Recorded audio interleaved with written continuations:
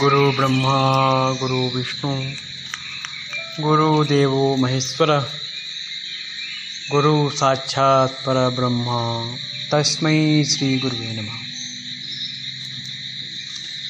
मन के द्वार प्रवचन सीरीज 16वां ऑडियो डिस्कोर्स नंबर 16। आज के प्रवचन का विषय है स्वास्थ्य। आज हम अपने स्वास्थ्य के बारे में चर्चा करेंगे और जानेंगे कि हमारी बॉडी हमारी कितनी अच्छी मददगार है और इसकी सूक्ष्म कुछ छोटी छोटी बातें हैं, अगर हम समझ जाएं तो हम कभी भी बीमार नहीं पड़ेंगे। छोटे मोटे एग्जाम्पल हैं, उनको भी बताऊंगा, कुछ प्रयोग विधि है उन्हें भी बताऊंगा। तो चलिए आपके साथ आज शुरू करते हैं खुद के डॉक्टर हम कैसे बने इसके बारे में।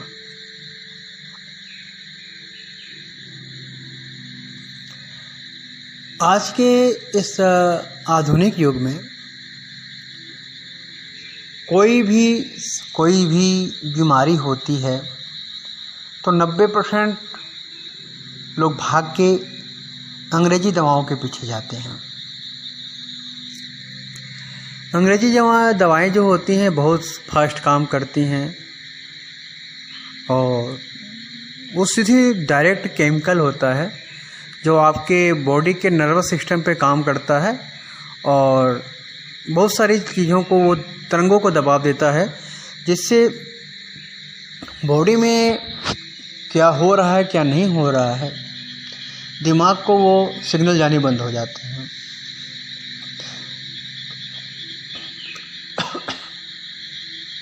जब दिमाग को सिग्नल जाने बंद होते हैं तो दिमाग को लगता है कि आप स्वस्थ हो रहे हैं, तो वो गुड फील कराता है और फिर धीरे धीरे आपको अच्छा लगने लगता है। ठीक है, उस दवाइयों का एक दवा तो नहीं खिलाता, नहीं, साथ में 3-4 दवाई खिलाता है। उसमें से कुछ दवाई होती है जो दिमाग के नर्वस सिस्टम को काम करती है, वो आपके सिग्नल को भेजना बंद कर देती है।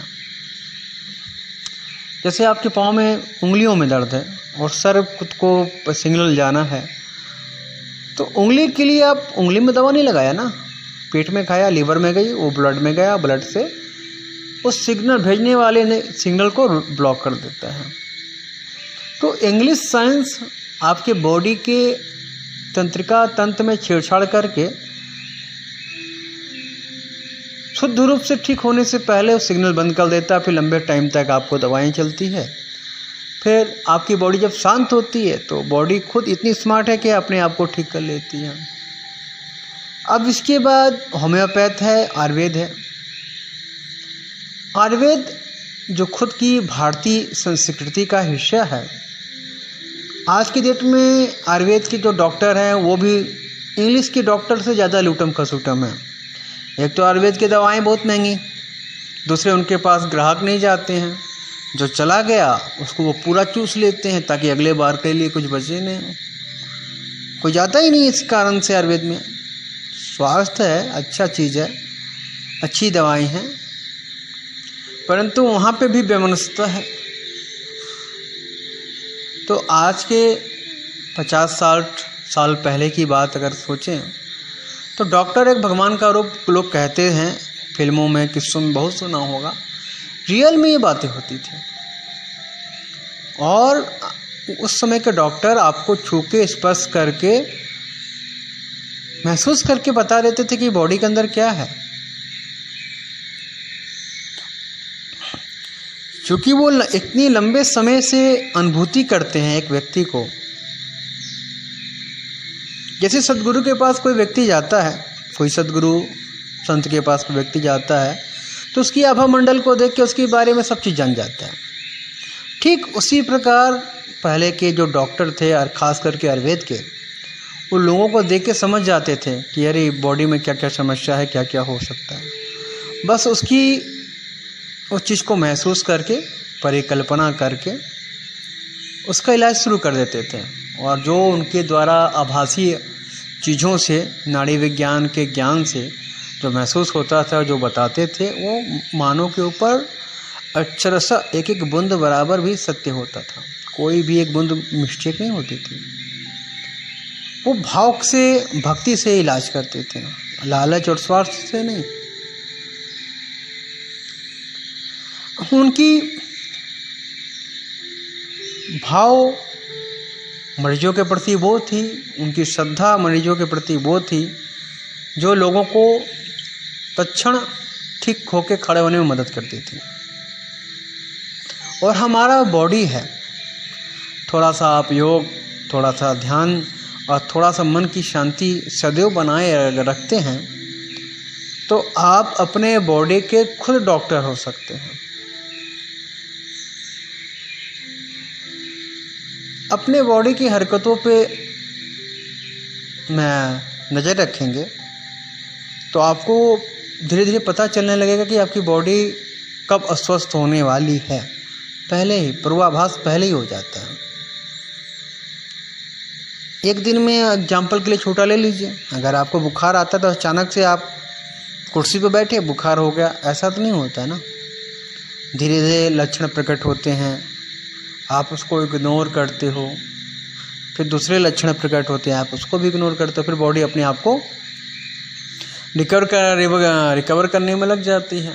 अपने लक्षण प्रबल रूप से करती है कि भाई आप मेरे को इलाज नहीं कर रहे हो तो मैं अपना इलाज खुद करूँगा। वो बॉडी के जो पार्ट्स होते हैं, जो बैक्टीरिया होते हैं, उनको मारने के लिए बॉडी हिट हो जाती है और वो बैक्टीरिया को मारने के चक्कर में आपको लगता है आप बुखार में आ गए हो। नहीं, ऐसा नहीं है, बॉडी अपने आप को ठीक कर रही है।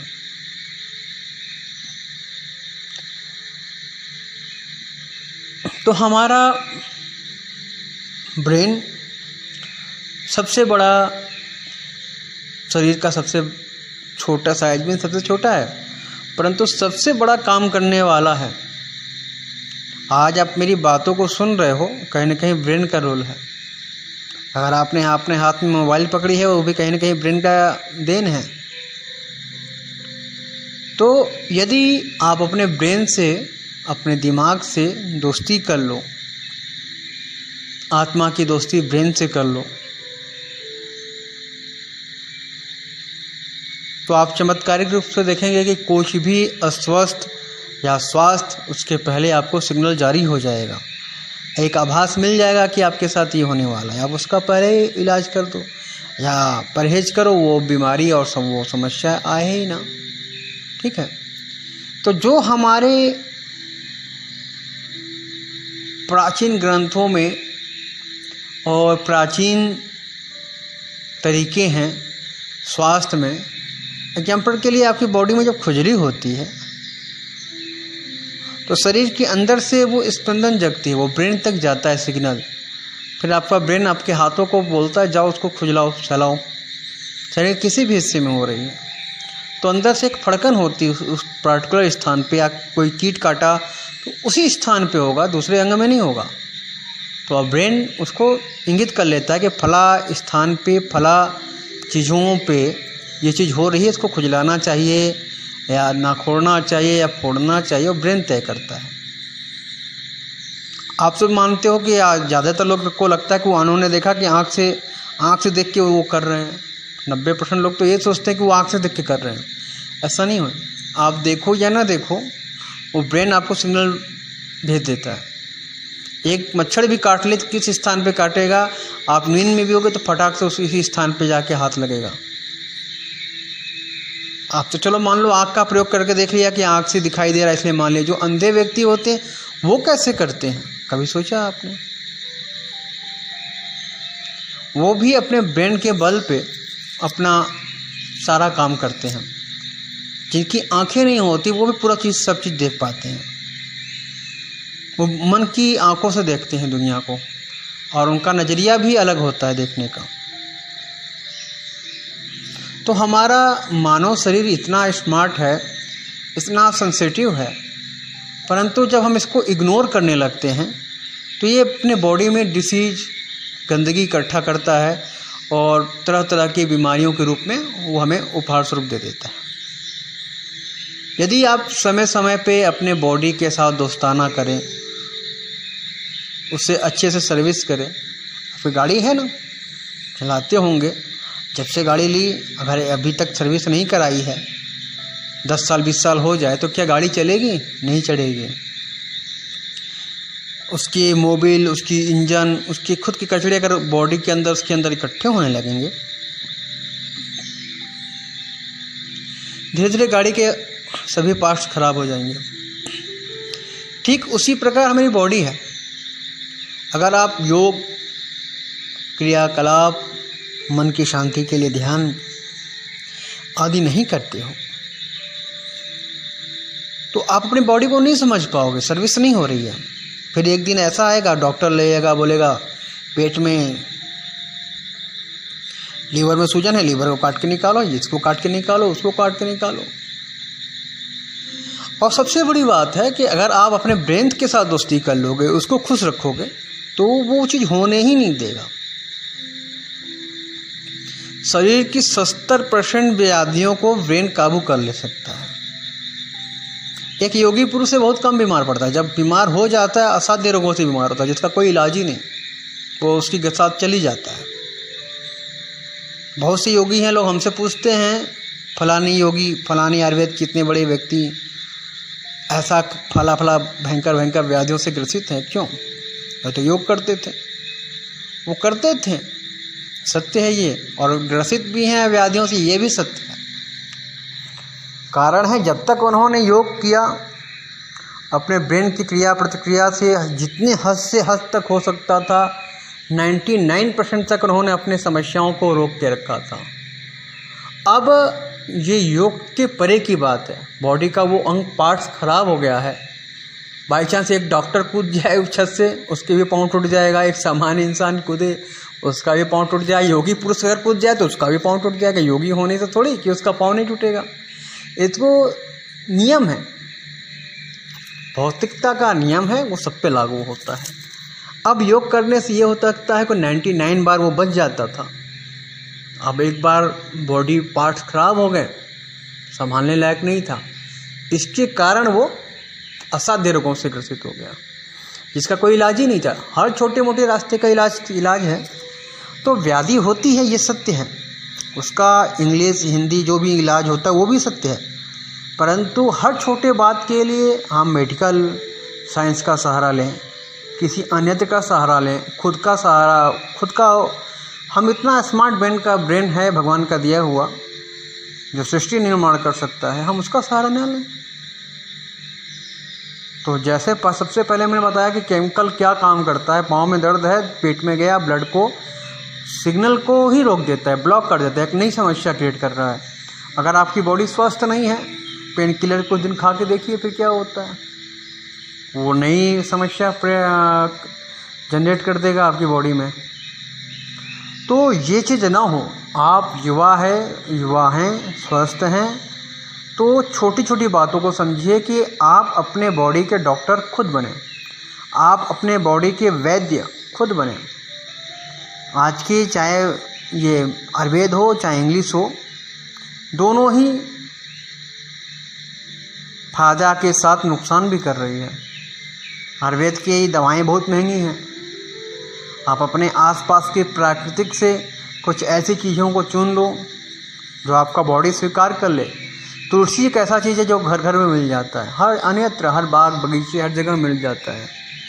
दूसरा सबसे सरल है गिलोय, ये कहीं भी जंगल झाड़ होता है वहाँ अपने आप से क्रिएट होकर फैल जाता है। हल्दी, हर घर में हल्दी नाम महसूस मिल जाती है, खड़ी हल्दी मिले तो खड़ी हल्दी, या पीसी मिले पीसी हल्दी। दूध तो पूरे विश्व में मिलता है, भारत में भी मिलता है। अगर आप इन चारों पदार्थों को सेवन नित्य करते हैं किसी भी रूप में, तो ये जानिए आप 70% तक व्याधियों से बचे रह सकते हैं। और इसके साथ साथ आप मन को प्रसन्न रखते हैं, मन की शांति बनाए रखते हैं, और उसके लिए ध्यान सबसे महत्वपूर्ण है, जो मन को खुश रखता है, शांति बनाए रखता है। तो ये नेगेटिव इफेक्ट के तरंगों को कम करने में आपका मन बहुत हद तक आपका दोस्त बन जाएगा।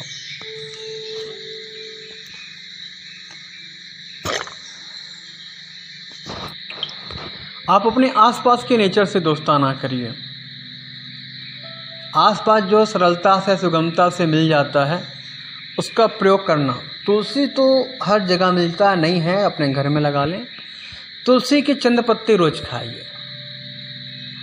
तुलसी पहले के जो ठाकुर जी के भोग लगते थे, देवी देवताओं का भोग प्रसाद बनता, तुलसी जरूर डाला जाता रहा, भले ही एक पत्ता।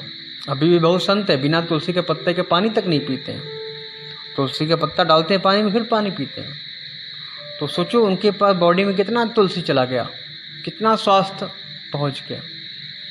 और बहुत से इसी पृथ्वी पे हिंदू होते हुए भी तुलसी का पत्ता तक ये जबान पे नहीं रखा होगा बहुत से लोगों ने। उनको ये मजाक लगता है कि तुलसी का पत्ता से भोग लग सकता है, तुलसी के पत्ते से। ये लॉजिक है, आज के हजारों साल पहले से ऋषि मुनियों की बनाई भई शोध है। तो जितना हो सके अपने आप को दवाओं से दूर रखिए, खुश रहिए, योग करिए और अपने डॉक्टर खुद बनिए। आज के लिए और बहुत सारी बातें हैं जो अगले ऑडियो में कहनी चाहिए। आज के लिए स्वास्थ्य के लिए छोटी सी ये बात थी जो आपसे कहनी थी। उम्मीद करता हूँ आप इस बातों पे अमल करोगे और आप खुशहाल रहोगे, योगा करोगे, ध्यान लगाओगे और आप सब स्वस्थ रहोगे। तो आज के लिए इतना ही, धन्यवाद। गुरु ब्रह्मा गुरु विष्णु गुरुदेवो महेश्वर गुरु साक्षात परब्रह्मा तस्मै श्री गुरुवे नमः। मन के द्वार प्रवचन सीरीज 16वां, ऑडियो डिस्कोर्स नंबर 16।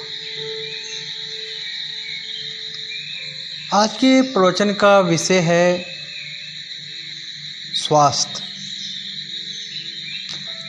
आज हम अपने स्वास्थ्य के बारे में चर्चा करेंगे और जानेंगे कि हमारी बॉडी हमारी कितनी अच्छी मददगार है।